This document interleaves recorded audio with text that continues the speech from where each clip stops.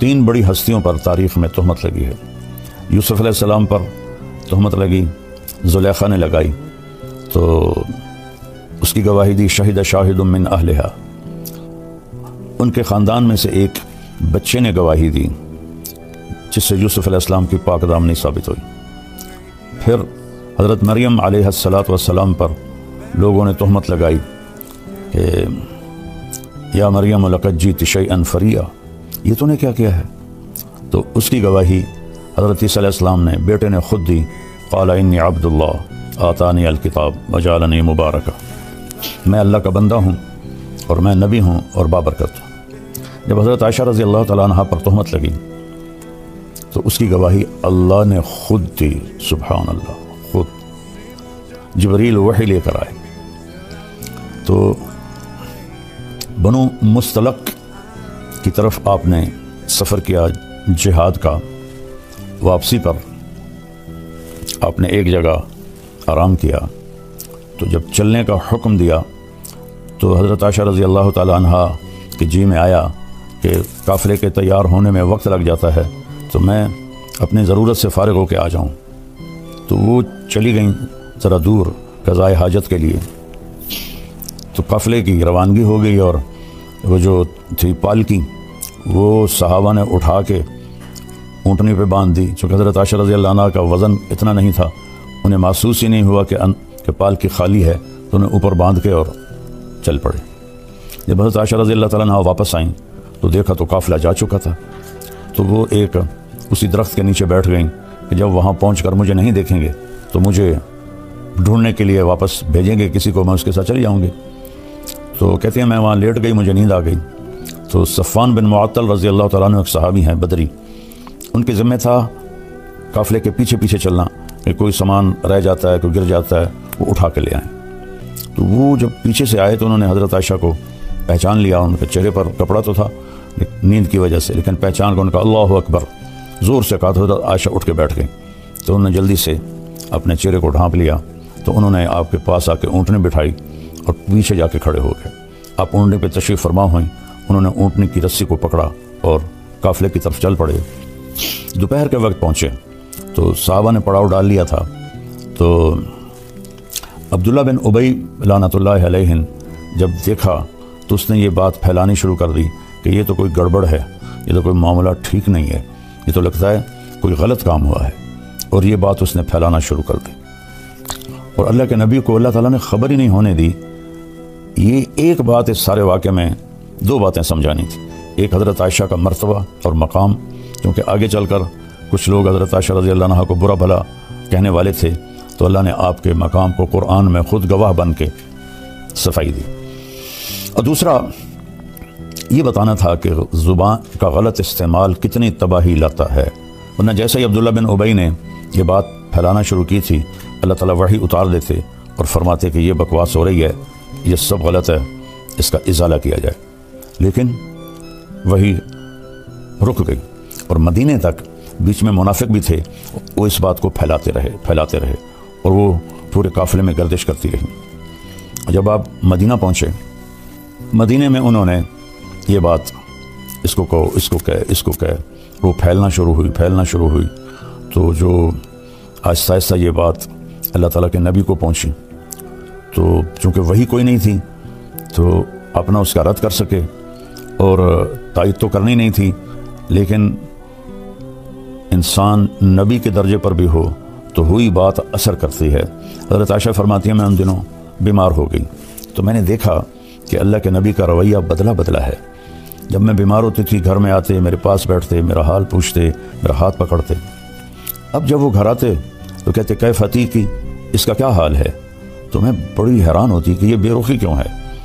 تو پھر میں نے سوچا کہ میں اپنے والدین کے گھر جاتی ہوں اور وہاں جا کے میں پتہ کرتی ہوں کہ معاملہ کیا ہے۔ تو اللہ کے رسول سے چھٹی مانگی کہ میں والدین کے گھر ہوا ہوں، تو آپ نے کہا چلی جاؤ۔ تو فرمانے لگی مجھے اس پر اور بڑا دکھ ہوا، چونکہ پہلے جب میں کہتی تھی تو آپ فرماتے آج نہ جاؤ کل چلی جانا، پھر کہتے آج نہ جاؤ کل چلی جانا، اظہار محبت، اظہار عشق، اور اس دن فرمایا فوراً چلی جاؤ، اس کا بھی مجھے بڑا صدمہ ہوا۔ تو میں خیر اپنے والدین کے گھر چلی گئی۔ تو اس زمانے میں ٹوائلٹس گھروں میں نہیں ہوتے تھے تو عورتیں رات کو نکلتی تھیں ضرورت کے لیے، تو حضرت عائشہ رضی اللہ تعالیٰ عنہ تشریف لے جا رہی تھیں، اور آپ کے ساتھ حضرت مصطح کی والدہ ام مصطح رضی اللہ عنہ وہ بھی ساتھ تھیں۔ تو جب وہ فارغ ہونے کے بعد واپس آ رہی تھیں تو حضرت ام مصطح کو ٹھوکر لگی پتھر سے، تو انہوں نے کہا تعس مصطح کا ستیہ ناس ہو۔ تو مصطح رضی اللہ تعالیٰ عنہ حضرت ابوبکر کے بھانجے بھی تھے اور جنگ بدر کے شریک صحابی تھے، جن کے بارے میں اللہ کے نبی نے فرمایا کہ میرے صحابہ میں سب سے افضل وہ ہیں جو جنگ بدر میں شریک ہوئے۔ ایک دفعہ جبریل آئے، پوچھا یا رسول اللہ آپ کے صحابہ میں آپ کس کو سب سے افضل فرماتے ہیں؟ تو آپ نے فرمایا جنگ بدر کے صحابہ 313۔ تو جبریل نے عرض کی کہ یا رسول اللہ آسمان کے فرشتوں میں جن 1000 فرشتوں میں نے جنگ بدر میں شرکت کی تھی وہ پورے آسمان کے فرشتوں میں سب سے افضل شمار ہوتے ہیں۔ تو حضرت عائشہ رضی اللہ عنہ کہنے لگی مصطح کی ماں اپنے بیٹے کو برا کہہ رہی ہے اور وہ تو جنگ بدر کا شریک ہے۔ اچھا یہ جو چلی تھی افواہ گھر گھر اس میں 3 سچے صحابہ وہ بھی اس میں شریک ہو گئے، باقی خاموش تھے، لیکن متاثر سارا مدینہ تھا۔ ایک حضرت مصطح، ایک حضرت حسان بن ثابت، اور ایک عورت حضرت حمنہ بنت جہش، یہ حضرت زینب بنت جہش کی بہن تھی۔ یہ 3 سچے یہ اس افواہ کو پھیلانے میں لگ گئے۔ تو حضرت مصطح نے کہا ارے عائشہ تجھے پتہ نہیں مصطح کیا باتیں کر رہا ہے؟ کہا نہیں۔ کہا وہ یہ کہہ رہا ہے تیرے اوپر صفوان بن معطل کے ساتھ غلط تعلق کا الزام لگا رہا ہے۔ تو فرمانے لگی میرے تو لگا زمین اوپر چلی گئی، آسمان نیچے آ گیا۔ میں گئی دوڑتی ہوئی گھر، میری ماں بیٹھی تھی، تو میں نے پوچھا کہ اماں یہ کیا بات ہو رہی ہے؟ تو انہوں نے فرمایا بیٹی یہ منافقین پھیلا رہے ہیں اور اس طرح ہمیں تکلیف پہنچا رہے ہیں۔ تو حضرت عائشہ کی چیخ نکلی زور سے۔ تو ابوبکر رضی اللہ تعالیٰ عنہ وہ اوپر ایک بالکونی میں قرآن شریف کی تلاوت فرما رہے تھے، وہ تیزی سے نیچے اترے اور پوچھا کیا ہوا عائشہ کو؟ کہا اس نے وہ سن لیا ہے الزام، تو اس پر اس کا یہ حال ہو گیا ہے۔ اب ان کا روتے روتے برا حال، کھانا بھی نہیں کھا رہی، پانی نہیں پی رہی، نیند نہیں آ رہی، اور بس روئے جا رہی ہیں۔ اور پورے مدینے میں آگ لگی ہوئی ہے، صرف یہ بات سمجھانے کے لیے کہ زبان کا غلط بول کیسی تباہی لاتا ہے، صرف اس کو سمجھانا تھا۔ تو اس میں سبق تھا کہ اللہ کے واسطے اس کو قابو میں رکھو۔ آپ نے ابو ذر غفاری رضی اللہ عنہ سے فرمایا ابو ذر 2 عمل بتاؤں، عظیم اجرہما خفیف معونتہما، بہت بڑا اجر ہے اس کا، کرنے میں بہت آسان ہے، اور ذات کی قسم جو میری جان کا مالک ہے قیامت کے دن کوئی اس عمل کو لے کر آئے گا۔ انہوں نے عرض کیا کیا یا رسول اللہ؟ فرمایا یہ اس زبان کی حفاظت، چپ رہنا اور اچھے اخلاق۔ ابو ذر رضی اللہ عنہ پہ مہینہ گزر جاتا تھا، آپ گفتگو نہیں فرماتے تھے۔ اس میں ہمارے لیے سبق ہے، سنی سنائی کو آگے نہ پھیلایا کرو۔ کتنے گھر، کتنا معاشرہ وہ جلتا ہے اس سے، ان کو اندازہ ہی نہیں ہے۔ جو جیسے ہمارا سوشل میڈیا لگا ہوا ہے صرف لائک لینے کے لیے، کیا وہ بیچارے اپنی جان پہ ظلم کرتے ہیں، جھوٹی باتیں، اس کو سنبھال کے رکھو۔ تو اللہ کے نبی صلی اللہ تعالیٰ علیہ وسلم اتنے پریشان ہوئے کہ آپ نے حضرت اسامہ بن زید کو بلایا، فرمایا اسامہ تو عائشہ کے بارے میں کیا کہتا ہے؟ اللہ اکبر، ہوئی بات کتنا اثر کرتی ہے۔ وہ کہنے لگے یا رسول اللہ یہ شادی آپ نے اپنی مرضی سے کی تھی یا اللہ نے آپ کو حکم دیا تھا؟ آپ نے فرمایا اللہ نے حکم دیا تھا۔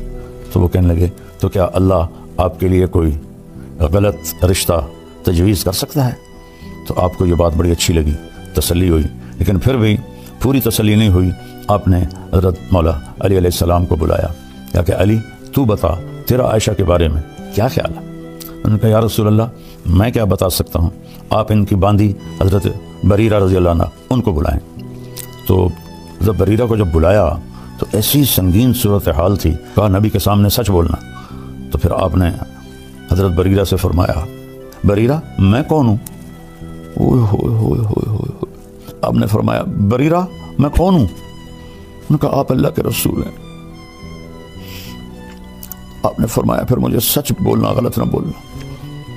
الزام، بہتان، جھوٹ، جس نے کسی نیک عورت پہ فحاشی کا، بدکاری کا الزام لگایا اور پھر اس سے معافی نہ مانگی اور توبہ نہ کی تو میرے نبی کا فرمان ہے 100 سال مصلی پہ بیٹھ کے عبادت کرتا رہے مر کے جہنم میں جائے گا اگر توبہ نہ کی اور اس خاتون سے معافی نہ مانگی۔ تو بریرہ کہنے لگی آپ اللہ کے رسول ہیں، فرمایا پھر مجھے سچ سچ بتانا عائشہ کے بارے میں تو کیا کہتی؟ کہ یا رسول اللہ میں نے تو خیر کے سوا کچھ بھی نہیں دیکھا، بس آٹا گونتے گونتے ان کو نیند آ جاتی ہے تو بکری منہ مار کے کچھ آٹا لے کے چلی جاتی ہے، اس کے سوا تو میں نے کچھ نہیں دیکھا۔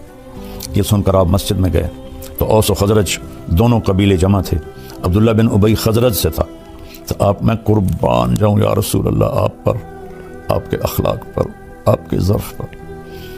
سارے مدینہ کو پتہ ہے کہ یہ خبیث بیٹھا ہے منافق عبداللہ بن ابی جس نے یہ ساری تہمت چلائی ہے، لیکن میرے نبی نے ممبر پر کھڑے ہو کر کیا کہا؟